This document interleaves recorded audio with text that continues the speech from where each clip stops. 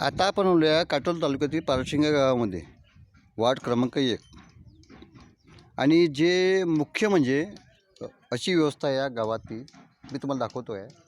मी रोशन बघते तुम्हाला दाखवतो आहे. हे बघा, हे मटन मार्केट. इथनंच सरळ रोड हा गेला आहे, एरंडा रोड गेला आहे. म्हणजे आठवडी बाजारात येणारे जाणारे किंवा स्थानिक आजूबाजूचे खेड्यातील जेवढे लोक असेल ते याच बाथरूममध्ये वॉश करतात, की आपली संडास बाथरूम वगैरे करतात. पण याच बाथरूमची परिस्थिती तुम्हाला दाखवतो मी आज. दयनीय परिस्थिती अशी आहे, एक शोकांतिका म्हणा आपल्या गावासाठी म्हणा किंवा या ग्रामपंचायतीसाठी. हे बघा, आजूबाजूला केर कचरा सर्व ठेवलेला आहे. मी तुम्हाला थोडं आतमध्ये नेतो आहे. ह्या संडासीची हे बघा, हे महिला संडास आहे.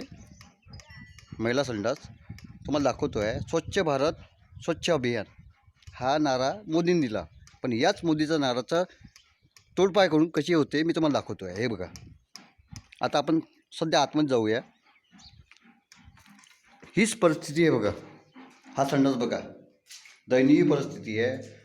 याचं गेट वगैरे हे बघा, याचं जे दरवाजा होता महिलांचं संडास आहे, याचं गेट तुटलेलं आहे. आणि आतील तुम्हाला हा संडास जो दाखवतो आहे हे बघा, संडास अतिशय घाणेरडा आणि म्हणजे असा वांत्या यायला असा संडास आपण इथे पाहू शकता. आणखी दुसरा संडास तुम्हाला दाखवतो आहे, त्याचं पण गेट तुटलेलं आहे. हे बघा, आणि त्याची परिस्थिती पहा, अशी घाणेरडी परिस्थिती इथील आहे. आणखी तुम्हाला एक दाखवतो. हे बघा, आता इथं तर एवढं एकदम घाणेरडंपणा आहे की आतमध्ये जायची बी माझी इच्छा होत नाही आहे. याचा पण गेट तुटलेला आहे. म्हणजे हे 3 संडास इथे बांधलेले आहे, पण तिन्हीचे जे गेट आहे ते कोणी तोडले, कोणी काय केलं, ग्रामपंचायत कुठलंही लक्ष नाही. आणि हे महिलांची परिस्थिती आहे. महिलांची महत्त्वाची गोष्ट, महिलांना आपण आज आयुष्यात किंवा आपल्या शिवाजी महाराजांमधनं जिजामाताने एकच सांगितलं, आई बहिणीचा आदर करावं. आणि हाच आदर ही आमची ग्रामपंचायत करते आहे पारशिंगा. ही सालं एक मिठो काय म्हणावं सुचत नाही आहे, पण सालं एक शोकांतिका म्हणावी. मला असं वाटते की महिलांचा आदर ह्या ग्रामपंचायतीत सोडलेला आहे.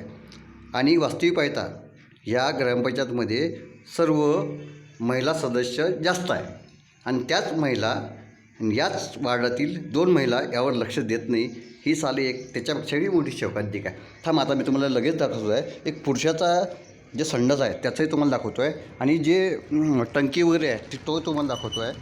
हे बघा, आता ही जे प्याऊ आहे, ही प्याऊ यासाठी आहे की ज्या गावातील जे ढोरं वगैरे असतात ते जातात आणि याचंच पाणी पितात. आणि हे पाणी बघा तुम्ही, एक हे बघा पाणी पहा, किती अशुद्ध पाणी असं मिळत आहे त्या गाई ढोरांना. गावातलं गोवन जे जातात ना, त्याचं अशुद्ध पाणी इथे मिळतात. आणि याच गाईचं दूध आपण पितो, म्हणजे जेणेकरून यांना रोग होईल, तर त्या दुधातून आपल्याला पण रोग होऊ शकतो.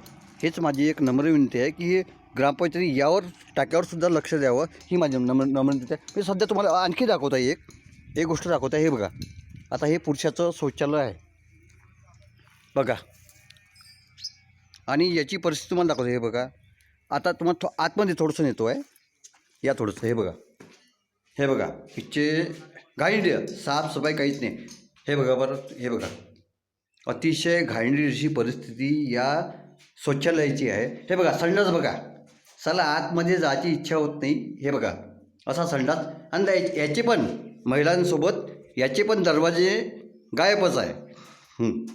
आता इथे एक दरवाजा सापडला आपल्याला, पण याची परिस्थिती पहा कशी आहे, तर घाणेरडीच आहे. पाण्याची व्यवस्था नाही,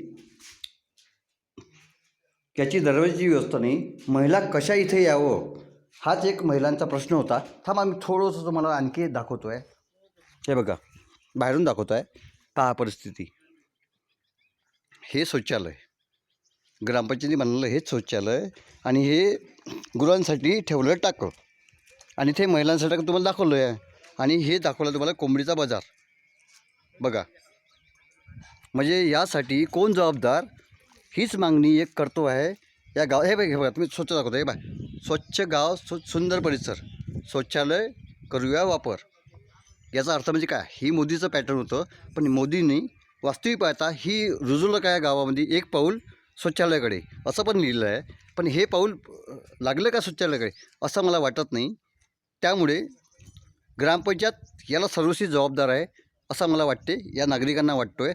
म्हणून कृपया संबंधित ग्रामपंचायतनी किंवा पंचायत समिती BDOनी याकडे लक्ष द्यावं आणि ह्या गावाची समस्या सोडवावी ही नम्र विनंती या नागरिकांची आहे. मी रोशन बघते, क्रांतिकारी लेखनी, पारट सिंगा.